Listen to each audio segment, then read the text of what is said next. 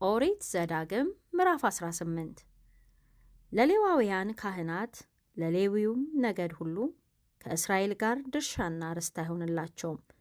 በእሳት ለእግዚአብሔር የሚቀርበውን መሥዋዕቱንና ርስቱን ይበላሉ።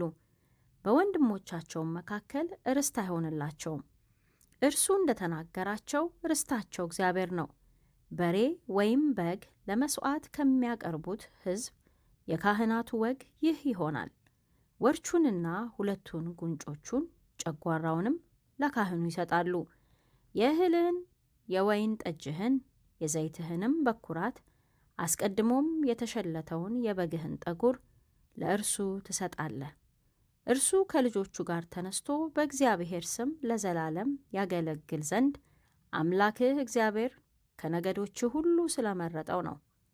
አንድ ሌዋዊ ሰው ከሚቀመጥባቸው በእስራኤል ሁሉ ዘንድ ካሉት ከአገር ደጆቹ ከአንዲቱ ቢወጣ በፍጹም ፈቃድም እግዚአብሔር ወደ መረጠው ስፍራ ቢመጣ በእግዚአብሔር ፊት እንደሚቆሙት እንደ ወንድሞቹ እንደ ሌዋውያን ሁሉ በአምላኩ በእግዚአብሔር ስም ያገለግላል።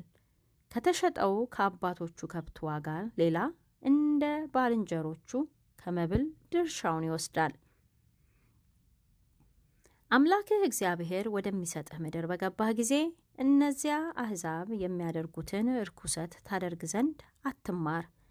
ወንድ ልጁን ሴት ልጁን በእሳት የሚያሳልፍ ሟርተኛም፣ ሞራ ገላጭም፣ አስማተኛም፣ መተተኛም፣ በድግምት የሚጠነቁልም፣ መናፍስትንም የሚጠራ ጠንቋይም፣ ሙታን ሳቢም በአንተ ዘንድ አይገኝ። ይህንም የሚያደርግ ሁሉ በእግዚአብሔር ፊት የተጠላ ነው። ስለዚህም ርኩሰት አምላክህ እግዚአብሔር ከፊትህ ያሳድዳቸዋል። አንተ ግን በአምላክህ በእግዚአብሔር ዘንድ ፍጹም ሁን።